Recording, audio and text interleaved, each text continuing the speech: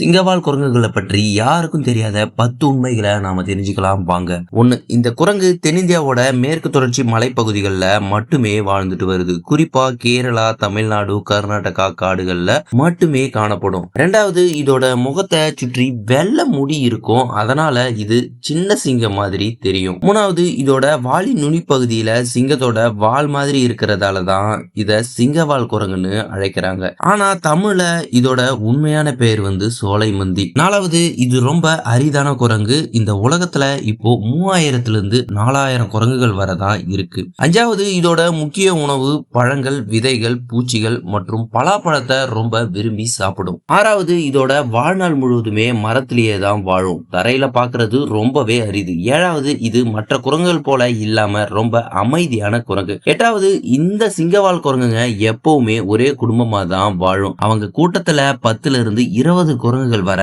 இருக்கும். 9வது, காடுகளை அழிச்சிட்டு வர்றதால இப்போ அழியும் நிலையில இந்த குரங்குகள் இருக்கு. கடைசியா நம்ம பார்க்க போறது IUCN அமைப்பு இந்த குரங்க உலகின் அரிதான குரங்குன்னு அறிவிச்சிருக்கு.